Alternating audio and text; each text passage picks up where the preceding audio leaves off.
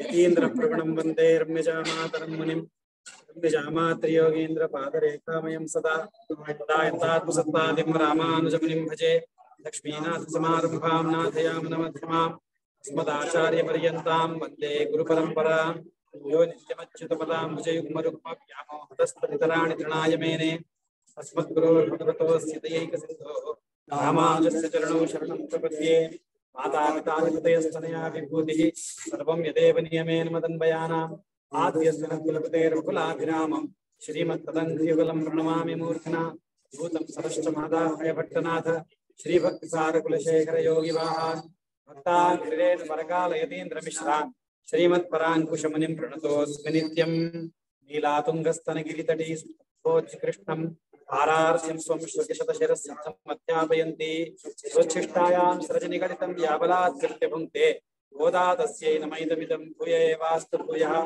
अन्नवयल पुदुவை ஆண்டாளரங்கற்கு பொன்னு திருப்பாவை பல்பதியம் இன்னிசையால் பாடி கொடுத்தாள் நற்பாமாலை பூமாலை சூடி கொடுத்தாலை சொல்லு சூடி கொடுத்த சுடற்கொடியே தொல்பாவை பாடியருள வல்லபல் வளையாய் நாடினி வேங்கடவர்க்கு என்ன விதி என்னையும் மாத்தம் नाम कड़वा वन्नमे नल्गु। श्री श्री भगवान के परम कृपा से आज हम 7वें दिन 7वीं गाथा का अनुभव करने जा रहे हैं। छठी गाथा से लेकर के 15वीं गाथा तक श्री गोदाम्बा जी अपनी सखियों को जगा रही हैं। सोई हुई सखियों को नहीं जगा रही हैं, भगवत ध्यान में अपने सुध बुध खो करके उसी में मग्न हुई सखियों को जगा रही है। उसको जगाना बोला जाता है क्या? उसको जगाना थोड़ी बोला जाता है, उसको जगाना नहीं बोला जाता। भगवान ने भगवत गीता में कहा, या निशा सर्वभूतानां तस्याम जागर्ति संयमी यस्याम जागृति भूतानि सा निशा पश्यतो मुने। भगवान ने भगवत गीता में यह अनुग्रहित किया है। इसका मतलब क्या है?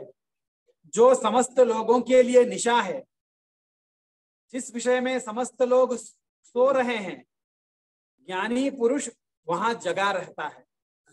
माने और जहां पर ये समस्त संसार जगा हुआ है, जिस विषय को लेकर, वहां पर ज्ञानी पुरुष सोया हुआ रहता है। यस्याम जागृति भूतानि, भूतानि यस्याम जागृति, जो भूतों के लिए मतलब हम लोगों के लिए जो निशा है, वो संयमी के लिए वही जागृति है, वही दिन है।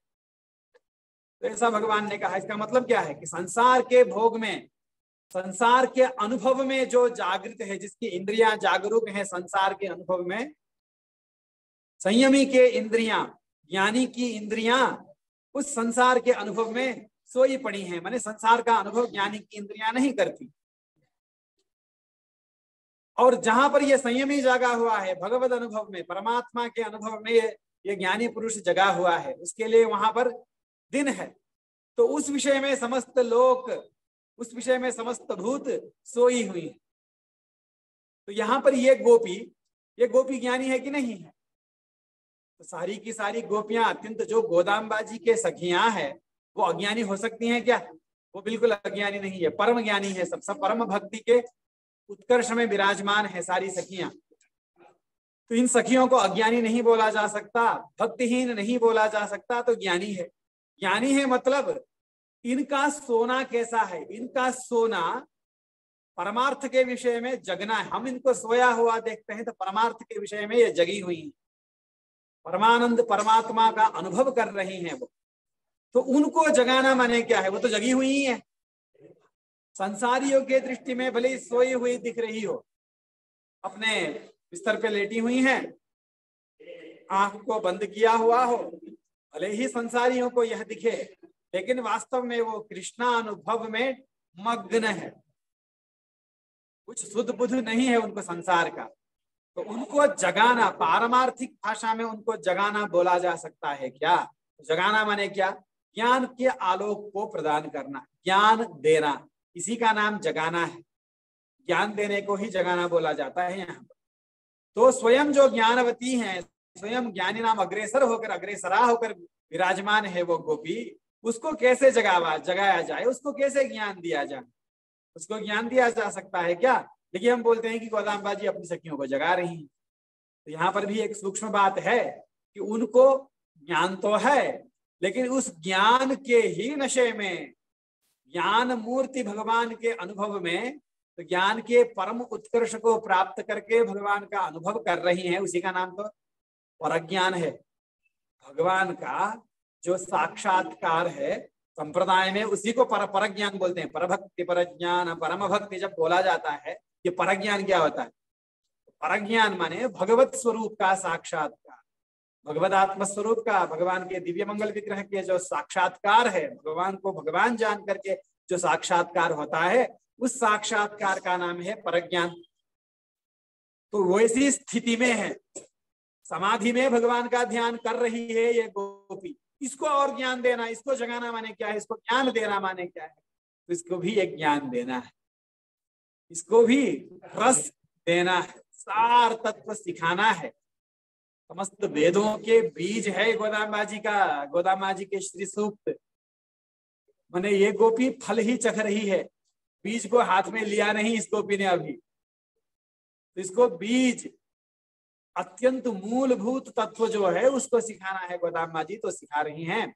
दूसरी गाथा में कीश कीश नेंगुम आने चातन कलंद पेसिन पेच अरवम केटिलयो पे पेन्ने कासुम पिरपुम कलकलप्प कैपेर्त वासनरुम कुडलाइचियर मत्तिनाल ओसै पडुत्ता तैररवम केटिलयो नायक पेन पिल्लाई नारायणन मूर्ति केशवनै पाडवम नी केटे किडत्तियो पेशमुडयाय तिरव तिरा एलो रिंबावाय। ये हुआ सातवीं गाथा का स्वरूप यह है। पिछली गाथा में गोदाम्बा जी ने एक सखी को उठाया, जगाया, तो उसको बोला कि पिल्लाई, ऐसा संबोधन किया उसको बुलाते समय। ए भोली, ए छोरी, ऐसा बुलाया उन्होंने। ए बच्ची, ऐसा बुलाया। अब छोरी, बच्ची, पिल्लाई किसको बुलाया जाता है? जो हमसे भोली हो, जो हमसे कुछ नासमझ हो, उसको बुलाया जाता है। इसका मतलब यह है कि पिछली गाथा में जो सखी जगाई गई वो कुछ नासमझ है, उस बेचारी को व्रत कैसे करना है कुछ पता ही नहीं। नोम्ब सुवड़म सुवड़ अरियादवड़, माने उसपे बारखरी बोलते हैं ना, जो हिंदी में आ ई, मतलब आ को भी नहीं जानती बेचारी, वो व्रत कैसे करना है, व्रत के बारे में कुछ मालूम नहीं। वैसी सखी थी कल की सखी, तो उसको जगाया कल। तो उसको जगाते समय क्या बोली वो गोदाम्मा जी? अरे सखी जग जा, पुल्लुम सिलम बिनकांड। देख पक्षी लोग चिरबिर करने लग गए हैं। तो उसको जगाते समय तो ये कहा कि पक्षी की आवाज आने लगी। पक्षी की आवाज हमें समझ में आती है क्या? समझ में नहीं आती है। बस केवल आवाज को, आवाज की दुहाई देकर को उसको जगाया, और भगवान के श्री मंदिर के शंखनाद की दुहाई देकर के उसको जगाया पिछली सखी को। आज की सखी को कैसे जगा रही हैं? कीश कीश यन्नेंगुम आने चातन। आने चातन, आने चातन ये एक बोला जाता है, ये मलयाल केरल भाषा का नाम है उस पक्षी का, जिसको हम संस्कृत में भरद्वाज पक्षी बोला जाता है। अब दास ने ही उस पक्षी को देखा नहीं है कि वो कैसा पक्षी है, लेकिन जो गोदामा जी कह रही है, पक्षी का प्रस्ताव कर रही है, उसको संस्कृत में भरद्वाज पक्षी बोला जाता है। जो भरद्वाज पक्षी हैं वो क्या कर रहे हैं? सब मिल करके कलंद पेसिना, वो सब मिल करके इकट्ठे होकर के एक दूसरे के साथ मानो संवाद कर रहे हो, और वो बातचीत कर रहे हैं। उनके बातचीत को तुम सुन नहीं रही हो क्या? उनके बातचीत के ध्वनि को तुम नहीं सुन रही हो क्या? ऐसा पूछ रही हैं। पहले तो हम इस गाथा का जो ऊपरी सतही अर्थ है उसको देख लेते हैं, और वो कैसे, किस प्रकार से बातचीत कर रहे हैं। ये पक्षी, भरद्वाज पक्षी तो बोल रही हैं कीश कीश यन्न, कीच कीच कीच, ये पक्षी आवाज करते हैं। तो उस पक्षी के ध्वनि को भी गोदामा जी बोल रही हैं। क्यों बोल रही हैं अभी देखते हैं कुछ देर में। कीच कीच यंत्र, कीच कीच, इस प्रकार से यंगुम, हर जगह पे ये चिल्ला रहे हैं। देख आने चातन कलंद पेसिना, इकट्ठे होकर के, कलंद माने एक दूसरे से मिल करके, पेशिना, ये लोग बातचीत जो कर रहे हैं, इसके पेचरमम, इनके बातचीत की आवाज को, इसकी ध्वनि को सुन रही है ना तू? केटिले इसको नहीं सुन रही है क्या? नायक पेन पिल्लाई कलंद पेशने पेचरमम केटिलयो पेई पेन्ने, पेई पेन्ने संबोधन, यहाँ पर पहला संबोधन पेई पेन्ने। पेई माने क्या होता है? जो विपरीत बुद्धि वाली को पेई बोला जाता है। वास्तव में पेई शब्द का एक अर्थ होता है भूत। जैसे हम बोलते हैं ना किसी को जब डांटना होता है तो, अरे बीत गई है क्या तू? बीत गई है माने क्या? अभी है नहीं क्या? अभी तेरा कुछ होश नहीं है क्या? अपने काल के अनुसार, अपने देश के अनुसार, वर्तमान के अनुसार तेरी बुद्धि नहीं चलती है क्या? भूतकाल में ही रहती है क्या तू? जो तो भूतकाल में रहे तो उसको बोला जाता है भूत। पेय शब्द का अर्थ ही होता है भूत। पेय पेन्ने, जिसकी बुद्धि अभी विकसित नहीं हो रही हो, आगे का सोच नहीं रह पा रहा हो, वर्तमान का सोच जिसको हो नहीं पा रहा हो, केवल भूतकाल में ही डूबे रहे, उसी को बोलते हैं पेय पेन्ने, भूत। बीती हुई बात को ही पकड़ के रखिए तो तू भी बीत गई है क्या? पेय पेन्ने ऐसा बोल रही, क्यों बोल रही है अभी देखते हैं। कासुम पिरप्पुम कलकलप्पा, एक यहां तक वो जगी नहीं तो दूसरा एक चिन्ह बता रही है। देख, भले ही भरद्वाज पक्षी के कीच कीच इस आवाज को तू इग्नोर कर दे, लेकिन ये सुन, कासुम, कासुम उसको बोलते हैं, व्याख्या में बोले हैं कि अच्छी ताली, पिरप्पुम आमी ताली, तमिल में तो ऐसी व्याख्या किए हैं। तो हम लोगों को ऐसे समझना चाहिए कि ताली माने होता है मंगलसूत्र, कासु माने एक प्रकार मंगलसूत्र, ऐसा मंगलसूत्र जो एक सांचा होता है। सांचा माने जो सुनार अपने पास रखते हैं और सोने को तपा करके उस सांचे में रख देते हैं, तो सांचे में ढल के वो सोना आता है। तो सांचे में, और हर घर में अलग अलग घर के अनुसार अलग अलग मंगलसूत्र का सांचा बना रहता है। अब हमें समझना चाहिए कि गोदामा जी के श्रीविल्लीपुत्तूर में हर जो महिलाएं हैं, जो पुरंधरियां हैं, मैंने जो साध्वियां हैं, सती स्त्री हैं, वो जो विवाह करके अपने पति के घर आते हैं तो पति के घर से एक मंगलसूत्र लड़की को दिया जाता है। तो किस प्रकार का मंगलसूत्र दिया जाता है? तो अपने घर का जो सांचा हो, उस सांचे के अनुसार मंगलसूत्र बना करके देते हैं उस लड़की को पहनने के लिए।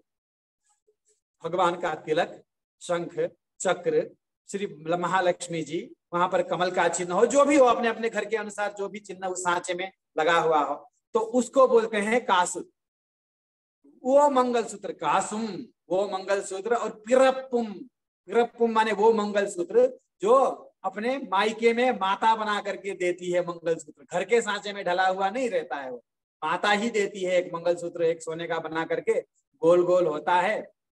प्रायः वो महालक्ष्मी जी का भी हम दिव्य देशों में दर्शन करें तो एक मंगलसूत्र होता है जो मंदिर आकार होता है, ऐसे ऐसे बना करके ऊपर होता है, और थोड़े नीचे गोल गोल होता है मंगलसूत्र। तो जो गोल गोल मंगलसूत्र है, जैसे कूर्म के, कच्छप के, कछुए के पीठ के भांति जो मंगलसूत्र बना के पहनी हुई रहती है, उस मंगलसूत्र का नाम है पिरप।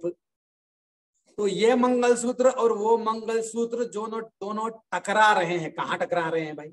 उनकी ध्वनि नहीं सुनाई पड़ रही है क्या? ये पूछ रही है। कहाँ टकरा रहे हैं मंगलसूत्र? तो गोपियां जो है दही को मथ रही है, तो दही को मथते समय उनका जो मंगलसूत्र है, दोनों मंगलसूत्र वो टकरा रहे हैं, तो उसकी आवाज तुझे नहीं सुनाई पड़ रहा है क्या? तो वो छोड़, उस टकराने की आवाज को छोड़। जब वो दही का मंथन करते समय अपने हाथ में लगे हुए भूषण को बहुत जोर से, मतलब ये गोपियां पहले से अत्यंत सुकुमार है, अत्यंत सुकुमारियां है गोपियां, और ये वृंदावन का दही ऐसा मतलब इतना कठिन है, वो दूध इतना समृद्ध है, वृंदावन का दूध। उस दूध को इस प्रकार दही जमाते हैं, ऐसे नहीं कि दूध में पानी डाल दिया, थोड़ा गर्म कर दिया, उसमें जामन डाल दिया और दही जमा दिया, ऐसे नहीं। तो बहुत बड़े हांडी में दूध को उबाल करके, पूरा हांडी दूध उबलता उबलता उबलता उबलता हुआ वो दूध आधा हो जाए, फिर उसमें दूध मिला देते हैं पूरा हांडी करके, फिर उबलता उबलता उबलता उबलता फिर आधा हो जाए, तब जाके उसमें थोड़ा जामन डाल देते हैं। तो वो कितना वो घना होता होगा वो दही। उस दही को मथना है अभी इन गोपियों के, पूरा का पूरा लबालब घी ही घी है उस दही में। ऐसे दही को मथना है तो सामान्य, इसमें जल भी नहीं डालती है तो सामान्य बल से नहीं मथेगा वो, उसमें खूब बल लगाना पड़ता है। तो ये अत्यंत कोमल बाहु वाली गोपियां खूब बल लगा करके दही को मथ रही हो तो उनके भुजा में, उनके हाथों में लगाई हुई जो चूड़ियां है उसकी आवाज भी नहीं सुनाई पड़ रही है क्या तुझे? उसकी आवाज भी तो सुनना चाहिए। का सुम कलहलप कई पेर्त, चलो वो तो तुझे सुनाई नहीं पड़ा, तेरा नाक भी काम नहीं कर रहा है क्या? वासन अरुण कुडलाई चियर, वासम, वासम माने सुवास, सुवास माने सुगंध, सुगंध नरुम, सुगंध फैलने वाला, सुगंध, नरुम शब्द का भी अर्थ सुगंध ही होता है, वैसे यहाँ पर क्रियापरक मान लेना चाहिए। सुगंध को फैलाने वाला, सुगंध जहां से फैल रहा हो ऐसा इन गोपियों का केश है। जब वो दही को मथती है तो बंधा हुआ केश थोड़ा परिश्रम से खुल जाता है, तो उससे जो खुशबू चारों ओर फैल रहा है उस खुशबू से तेरे नाक में कुंभकर्ण भी भोजन के खुशबू से जगा, तो तू भी तो जग जा इस खुशबू से। वासनरुं कुड़ल आइचियर, आइचियर बने गोपियां, वासनरुं कुड़ल आइचियर मत्तिनाल ओसई पड़ तैररवम केटिलयो। जब वो मथनी से अपने बर्तन पे वो मथनी को डाल करके जब मथ रही हैं, वो नहीं सुनाई पड़ा क्या? तो वो मथनी जो है टकराती है उस बर्तन में, तो उसके टकराने से जो आवाज निकलता है उससे भी तो नहीं जग रही। तैर अरवम, तैर, तैर माने दही, दही को तैर बोलते हैं, तैर साधन बोलते हैं, तैर, तैर माने दही। तैर अरवम, दही जब घुलता वहां पर मिलता है, जब चक्कर काटता है दही भी बर्तन के अंदर घर घर करता है, तो उसका भी तो आवाज आ रहा होगा, तो वो भी तुझे नहीं सुनाई पड़ रहा है क्या? उसका पूरे का मतलब क्या है? पूरे का मतलब क्या है? तो वो गोपियां, गोपियों के साथ देख, गोपियां ऐसे ही दही मंथन नहीं कर रही, गोपियां दही को मथ रही है, मैंने भगवान नाम का संकीर्तन भी कर रही। ये गोपियां, यद्यपि गोदामबाजी में इस श्लोक में, इस गाथा में ये नहीं कहा है कि गोपियों के संकीर्तन को नहीं सुन रही है क्या, ये नहीं कहा है गोदामबाजी ने, लेकिन हम लोगों को समझ लेना चाहिए कि गोदामबाजी यहाँ पर वो कहना चाह रही है। क्यों नहीं कह रही है? इसलिए नहीं कह रही है, जब सूरज उगा बोलने पर प्रकाश भी आया बोलना पड़ता है क्या? नहीं पड़ता है। सूरज उगा मतलब प्रकाश आया ही आया। आकाश से हिम गिर रहा है, बर्फ गिर रहा है, ये जब कहता है तो फिर बोलना पड़ता है कि ठंड पड़ रही है? तो बोलने की आवश्यकता नहीं है। कमल खिला हुआ है बोलने पर ये बोलना पड़ता है कि सुगंध आ रहा है? नहीं बोलना पड़ता है। गोपियां है तो इसका मतलब ये बोलना पड़ता है कि नाम संकीर्तन कर रही है? नहीं बोलना पड़ता है। गोपियों का स्वभाव है नाम संकीर्तन करती ही करती हैं वो। तो गोपियां नाम संकीर्तन कर रही है, उसके नाम संकीर्तन से देख, उसके केवल उस वो ही नहीं नाम संकीर्तन कर रहे, उस संकीर्तन में सहायता कर रहे हैं कौन? उसके लगाए हुए मंगलसूत्र, वो टकरा टकरा करके वहां पर आवाज दे रहे हैं। उसके हाथों की चूड़ियां वो भी नाम संकीर्तन में सहाय कर रही हैं। उसके जो मथनी वो भी नाम संकीर्तन में सहायता कर रहे हैं। वो दही, दही भी नाम संकीर्तन में नाच नाच करके सहायता कर रहा है। इतने जड़ वस्तु सब नाम संकीर्तन में सहायता कर रहे हैं और तू है कि सो रही है। तैररवम केटिलयो, नायक पेन पिल्लाई, तू तो हमारी नायिका है। वो जो पिछली थी वो केवल पिल्लाई थी, केवल बच्ची थी। आज तू नायक पेन पिल्लाई, हमारी नायिका है तू। पिछले वाले को तो हमें लीड करना था तो उसको हमने जगाया, आज तू है कि तुझे हमें लीड करना है कि तू सो रही है। गजब हो गया ये तो। नायक पेन पिल्लाई, तो उठ। नारायणन मूर्ति केशवन, जो नारायण है क्षीर समुद्र में शयन कर रहा है, वो ही जग करके यहाँ केशव हो गया। केशी नाम के असुर को मार करके खूब लीला करने लग गया है। जो हमेशा सोता रहता है वो भगवान भी उठ गया। योग निद्रा का स्वामी है, जो श्रीरंगम में जाओ तो वहां सोया हुआ है, श्री वैकुंठ में जाओ तो वहीं पर सोने की स्थिति में है, पद्मनाभ भगवान के वहां जाओ तो वहां भी सो रहा है, क्षीर समुद्र में जाओ तो वहां भी सो ही रहा है। यहाँ गोदामा जी भी जब जाती है घर में तो नीला तुंग स्तन गिरि तटी सुप्तम, तो वहां भी सो रहा है। यशोदा मैया के गोदी में भी सो रहा है। वो परमात्मा नारायण मूर्ति केशव हो चुका है। केशव होना माने क्या है? वो अत्यंत सुंदर लीलाएं करने लग गया। केशी नाम के असुर के वध के कारण भगवान को केशव बोला गया है, तो वो भी केशव हो गया। माने केशी अनेक लीलाओं को, आश्चर्यमय लीलाओं को करने लग गया है सोने वाला परमात्मा भी।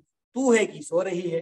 नारायणन मूर्ति केशवनै पाड़वम, उसको हम गा रहे हैं, उसकी लीलाओं को हम कीर्तन कर रहे हैं।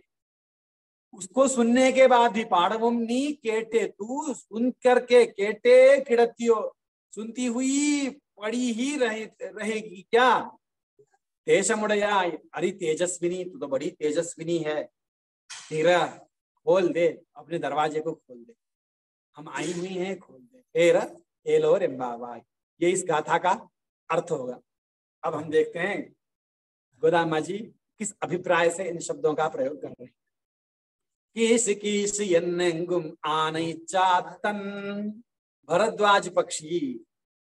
ये भरद्वाज पक्षी उस समय के अलार्म थे, मान लीजिए प्राचीन काल में जगने का।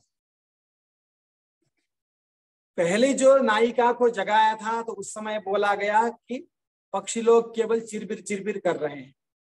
यहाँ इस सखी को जगा रही है तो बोल रही है कि भरद्वाज पक्षी मिल करके बातें कर रहे हैं। मतलब क्या है, ये पक्षी माने सामान्य पक्षी के लिए नहीं कह रही है गोदामा जी। सामान्य पक्षियों के चिरबिर चिरबिर करने से कोई मतलब नहीं रहता है ज्ञानियों को। ये पक्षी माने क्या है, हंस है, हंस, पक्षी माने हंस। पक्षियों का प्रस्ताव आया कि पक्षी ऐसे होते हैं कि ब्रह्म ज्ञान के उपयोगी हुए पक्षी। छांदोग्योपनिषद में जानश्रुति नाम का एक राजा, उस राजा की कथा आती है छांदोग्योपनिषद में। तो रामानुज स्वामी जी इस कथा को अपने श्री भाष्य में बताते हैं। इस कथा को ही संग्रह कर दिया। वैसे तो श्री भाष्य कथा कहने के लिए थोड़ी लिखा गया है, आचार्य ने कथा के लिए नहीं लिखा गया है श्री भाष्य, तत्व निरूपण करने के लिए लिखा हुआ है। लेकिन इस जानश्रुति के कथा को लिख डालते हैं श्री भाष्य में। जानश्रुतिर्वै पौत्रायणः बहुद्रव्य प्रदो बहुवन्न प्रदश्च बभूव। वहां से शुरू, कथा ही शुरू कर देते हैं। उपनिषद की कथा को अपनी भाषा में लिखना शुरू कर देते हैं, जानश्रुति की कथा को। तो क्यों जानश्रुति के लिए नहीं लिख रहे हैं, वो किसके लिए लिख रहे हैं? हम लोगों को तिरुप्पावे उनका शायद स्मरण में आ गया लिखते समय।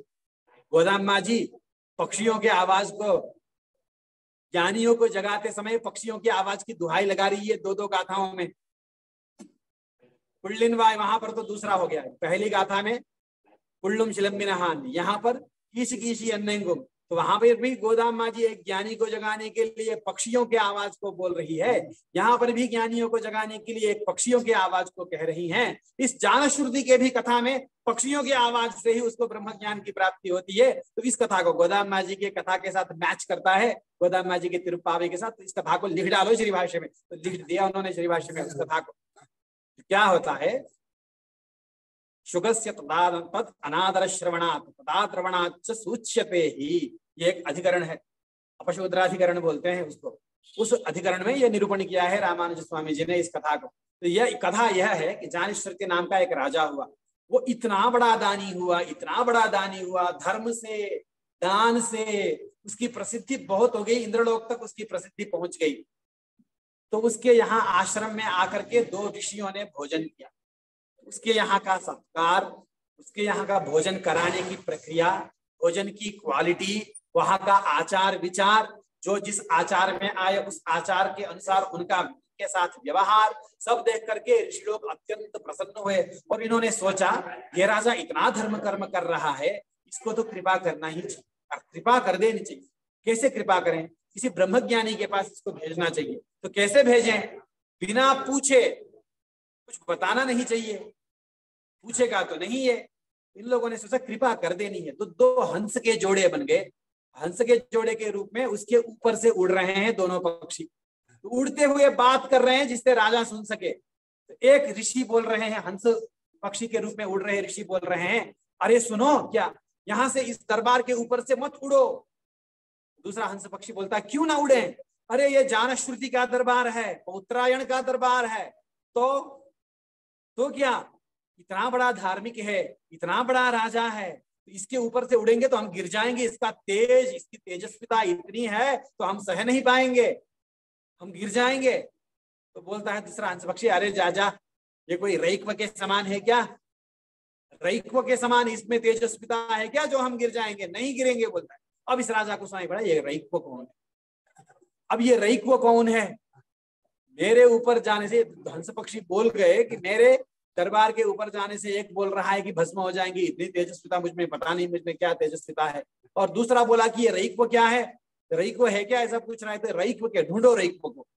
तो ढूंढते ढूंढते ढूंढते राज्य में पता चला कि एक टूटे हुए शकट के नीचे गाड़ा, बैलगाड़ी के नीचे, टूटे हुए बैलगाड़ी के नीचे अपने शरीर में जो पामानम, पामा मने बोलते हैं खुजली को, अपने शरीर में खुजली आया हुआ है, उस खुजली को खजवाते हुए एक फकड़ जोगी वहां पर बैठे हुए हैं। पता लगा तो उस फकड़ जोगी के पास पहुंचते हैं और वहां जाकर के अनेक द्रव्य दक्षिणा, वो तो बोलते हैं अपनी पुत्रियों की भी ला।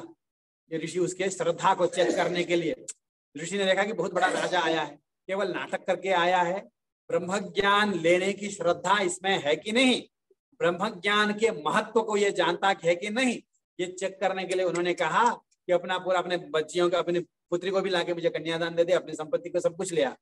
तो बोले राजा सच बिल्कुल मैं ले आता हूँ, लाके रख दिया सामने इस राजा ने। तो उसके श्रद्धा को देख के प्रसन्न हुए, तो उनको क्या लेना था, कुछ तो चाहिए था नहीं उनको, तो उन्होंने उसको ब्रह्म ज्ञान का उपदेश दिया। ये कथा आता है, मैंने ब्रह्म ज्ञान में निमित्त बने कौन, पक्षी। केवल यहीं पे नहीं, एक दूसरे ब्रह्म ज्ञान में, हम लोगों को जो ब्रह्म ज्ञान हो रहा है इस कलियुग में, हम लोगों को ब्रह्म ज्ञान मैंने क्या ब्रह्म ज्ञान हुआ है, राम भगवान के चरित्र का ज्ञान हुआ है, राम कौन है, सीता जी कौन है, उस ब्रह्म विद्या स्वरूपिणी प्रकृति विकृति विद्याम बोलते हैं, सीता माँ समस्त विद्याओं की अधिष्ठात्री है, उनके बारे में सीतायाश चरितम महत, उनके महान चरित्र को हम सुन रहे हैं, तो वो भी ब्रह्म ज्ञान से कम नहीं है। वो रामायण स्वयं ब्रह्म ज्ञान रूप ही है, ब्रह्म ही तो है राम जी। उसमें भी मूल में कौन था, पक्षी ही था। एक पक्षी रोया, पक्षियों के जोड़े में एक को बाण लगा, तो वहीं पर वाल्मीकि जी के मुखार विंद से मां निषाद श्रीनिवास, इस प्रकार से श्री रामायण का प्रारंभ हुआ। तो रामायण के मूल में भी, उस ब्रह्म विद्या के मूल में भी पक्षी है, और उपनिषद में जो जानश्रुति ने ब्रह्म विद्या पाई, उस ब्रह्म विद्या के मूल में भी पक्षी है। बाकी क्या कहें, वेदों के मूल में भी भगवान ने हंसावतार लेकर के ब्रह्मा जी को तत्व का उपदेश किया। हंसावतार है, वहां पर भी पक्षी ही हैं, वहां पर भी पक्षी है। अब जब हम रामायण तो ठीक, अब शुकदेव जी ने जो उपदेश दिया महाभागवत रूपी पुराण, उसमें भी भागवत में प्रारंभ में ही बोल दिया गया शुक मुखाद अमृतत्रव संयुतम, शुक पक्षी ने चोंच मारा है इस भागवत रूपी फल में, तब ये अत्यधिक स्वादु है, ये बोला गया। तो भागवत भी, वहां के भागवत रूपी महाविद ब्रह्म विद्या के मूल में भी पक्षी है, तो यहाँ पर भी पक्षी से ही गोदा, ये सोई हुई को जगाना चाहिए, ऐसा सोच करके गोदा माँ जी पक्षियों को बुला रही हैं। अरे पक्षी देख, पक्षी लोग भी चिरबिर करने लगे, मैंने ब्रह्म ज्ञानी लोग भी बात करने लग गए। वो क्या बात करेंगे, ब्रह्म ज्ञानी क्या बात करेगा, लोभी बात करेगा तो पैसे के ही बारे में बात करता है, कोई ढोंगी बात करेगा तो ढोंग के ही बारे में बात करता है, कोई क्रिकेट देखने वाला बात करता है तो उसी के बारे में बात करता है, सिनेमा देखने वाला बात करता है तो उसी के बारे में बात करता है, जिसको जहां जो रस हो वही बात करता है। जिसने ब्रह्म रस देख लिया, ब्रह्म रस को जिसने चख लिया हो, वो संसार की बात कभी करेगा क्या, कभी नहीं करेगा, भूल कर भी नहीं करेगा, देखेगा तक नहीं, सामने आएगा तो भी उस चीज को नहीं देखेगा। तव अमृत स्कंदिनी पाद पंकजे निवेशितात्मा कथमन्यदिच्छति स्थिते रविंदे मकरंद निर्भरे मधुव्रतो नेक्षुरकम ही वीक्षते, देखेगा तक नहीं। वो परमाचार्य ने अनुग्रहित किया, उन्होंने हमें बताया, जब लबालब शहद से भरा हुआ कमल विराजमान हो, तो प्लास्टिक के समान बिना रस का कोई फूल होता है, इक्षुरक नाम का फूल, उस फूल को देखेगा क्या, कभी नहीं देखता वो। इसी प्रकार जिसने परब्रह्म को, परमात्मा के दिव्य चरणारविंद में अपने मन को लगा दिया हो, वो कभी संसार के बारे में बात भी करेगा क्या ना। जड़ भरत को काटने के लिए बड़े बड़े दुष्ट आए। भागवत की कथा तो सबने सुनी ही होगी। भरत जब आंगिरस कुल में उत्पन्न हुए, भरत राजा अंतिम समय में मृग के ध्यान से, मृग योनि में जन्म लेकर के, पूर्व जन्म के भगवान की कृपा के प्रभाव से, भगवान के सेवा के प्रभाव से पूर्व जन्म की स्मृति थी, तो वो मृग बनकर भी उनको लगा कि देखो संसार ने मुझे कैसे फंसा लिया, प्रकृति ने मुझे कैसे अपने वश में कर लिया। तो वो पश्चाताप के साथ अपने मृग शरीर को त्यागा फिर वो आंगिरस कुल में एक जुड़वा बच्चे के रूप में एक बहन के साथ उत्पन्न हुए। उनको बड़े हो गए थे तो जो लोग हैं उनको माता जी जो होती है भद्रकाली माता का मंदिर होता है ये गांव में, तो वहां ले गए और वहां नर बलि देने के लिए उनको रखा। तो उनसे पूछा तेरा बलि दूं क्या? कुछ नहीं बोले, मेरा बलि मत दो, मनुष्य को मारना नहीं चाहिए, तुम लोगों को पाप लगेगा, कुछ भी नहीं बोले। क्यों नहीं बोले? जिसने ब्रह्म रस को चख लिया है वो इस शरीर को बचाने के लिए कुछ बोलेगा ही नहीं। शरीर के बारे में बोले, संसार के बारे में बोले, संपत्तियों के बारे में बोले, बहुत भार लगता है उनको। अरे बाप रे, कैसे बोले इस चीज को? भले ही सिर जाए तो जाए, सिर जाए तो जाए, इस शरीर के बारे में नहीं बोलेंगे, संसार के बारे में नहीं बोलेंगे। तो ब्रह्मज्ञानी लोग बोलेंगे तो आत्मा के बारे में बोलेंगे। यही जड़ भरत कुछ देर बाद रहुगण को ब्रह्म विद्या का उपदेश देने लगते हैं। तो वहां क्यों बोल रहे हैं? तो वहां इसलिए बोल रहे हैं कि वहां आत्मा के बारे में बोलना है, परमात्मा के बारे में बोलना है। यहाँ बोलेंगे तो इन दुष्टों के सामने, इन दुष्टों को क्या बोलना पड़ेगा? आत्मा परमात्मा का ज्ञान देकर के कोई काम होगा क्या? ना, इनके लिए तो मुझे बचाओ, मुझे बचाओ, इस शरीर को बचाओ, यही बोलना पड़ेगा। तो शरीर के लिए नहीं बोलते हैं कभी भी ब्रह्मज्ञानी लोग। तो यहाँ पर जो पक्षी, जो हंस पक्षी, भरद्वाज पक्षी, पक्षी माने ज्ञानियों को बोल रही है गोदाम्बा जी। पक्षियों के दो पक्ष होते हैं ना, पक्षियों के पंख होते हैं, दो पंख। तो इन ज्ञानियों के भी दो पंख है क्या? ज्ञान और अनुष्ठान, ये दो पंख है। ज्ञान भी है और वैसा आचरण भी करते हैं। तो आचार्य स्थान में रहने योग्य पक्षी हैं वो, सामान्य ज्ञानी भी नहीं है। दो तीन प्रकार के ज्ञानी होते हैं। एक ज्ञानी तो ऐसे होते हैं कि वो घूमते ही रहते हैं, आचार्य वाचार्य नहीं बनते हैं। जैसे भगवान ने ऋषभदेव का अवतार लिया, कहाँ किसी के आचार्य बने, घूमते ही रह गए। तो कोई ज्ञानी एकदम अपने आप ही अपने ही मग्न रहते हैं, किसी को कुछ सिखाते विखाते हैं नहीं, बस अपने ही ध्यान में रहते हैं। भक्तिसार स्वामी जी, उनका तो एक शिष्य हुआ। चलो, हमारे तिरुमंगे आழ்वार परकाल स्वामी जी भगवान का कैंकर्य करते रहे, भगवान का अनुभव करते रहे। और हम लोगों को ये तो अच्छा हुआ कि हम लोगों का परम भाग्य से उन्होंने हमें षट प्रबंध को प्रदान किया। तो हमारे आचार्य स्थान में है, वो अलग चीज है। उपदेश थोड़ो किया किसी को बुला करके बिठा करके ना। तो कोई होते हैं बुला करके उपदेश देते हैं। उसके लिए वो क्या करते हैं, अपने अनुष्ठान भी ऐसा ही बनाते हैं। ज्ञान और अनुष्ठान दोनों पक्षों से युक्त जो ये पक्षी है, माने जो आचार्य हैं, वो मिलजुल करके बातें कर रहे हैं। पिछले श्लोक में कहा पक्षी चिरबिरा रहे हैं, माने वहां पर उनका चिरबिराना माने क्या? अव्यक्त शब्द है, वो शब्द में व्यक्ति नहीं है। जो साधु लोग हैं वो केवल धुन ही मारते रहे, राम राम राम राम राम, इतना ही बोलते रहे। दूर से सुनने वाले को गुम गुम गुम इतना ही सुनाई पड़े तो भी उससे कान पवित्र हो जाता है, उसी से जगना चाहिए। कहा पिछली सखी को, आज की सखी शब्दों में तात्पर्य रखने वाली नहीं है, आज की सखी और बड़ी है, अर्थों में उसका तात्पर्य है। संप्रदाय में निष्ठा हो चुकी है, संप्रदाय में, श्री वैष्णव संप्रदाय में प्रवेश कर चुकी है। श्री वैष्णव संप्रदाय में बोला जाता है, हम मंत्रों का जप नहीं बोला जाता है, मंत्र का अनुसंधान। स्तोत्र का जप नहीं बोला जाता है, स्तोत्रों का अनुसंधान।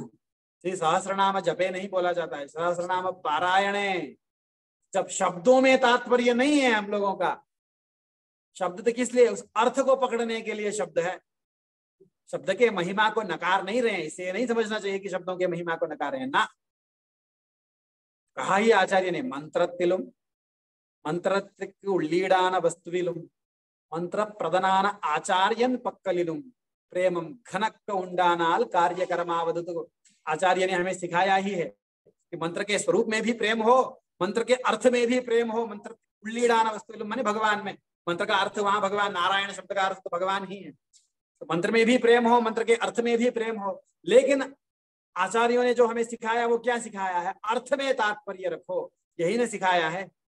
अनुसंधान करो, अर्थ का अनुसंधान शब्द का नहीं होता है, शब्द की तो आवृत्ति ही होती है, अनुसंधान होता है अर्थ का। तो हम हमेशा बोला भागवत का अनुसंधान, भागवत का केवल पाठ ही नहीं, पाठ करने में कोई तात्पर्य नहीं है, अनुसंधान करना चाहिए, मन को सिखाना चाहिए। तो यहाँ जो पक्षी हुए वो अनुसंधान कर रहे हैं, कलंद एक दूसरे के साथ इकट्ठे होकर के पेशिना बातों को कर रहे हैं। कथयन्तश्च माम नित्यम तुष्यन्ति च रमन्ति च, मेरे ही कथा को कहते हुए तुष्यन्ति आनंदित हो रहे हैं, रमन्ति सुनने वाला भी आनंदित हो रहा है, कहने वाला भी आनंदित हो रहा है। सुनने वाले को ज्ञान नहीं, कहने वाले को ही ज्ञान है ऐसा भी नहीं है, दोनों को ज्ञान है।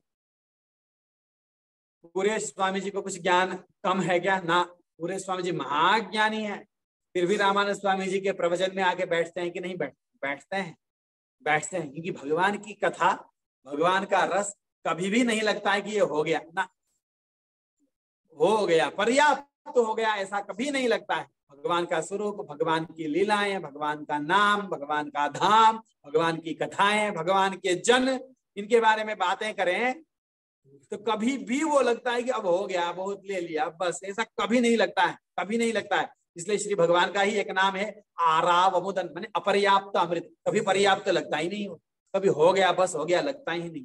इसी प्रकार ये पक्षी भी बैठ करके परस्पर बातें करने लग गए हैं। इनकी बातों को, केवल बातों को मत सुन, इनकी बातों से जो व्यंग्यार्थ निकलते हैं, जो ध्वनियां निकलती हैं, जो सजेस्टिव मीनिंग्स निकलते हैं इनकी बातों से, बात तो बहुत सामान्य करते हुए लगते हैं।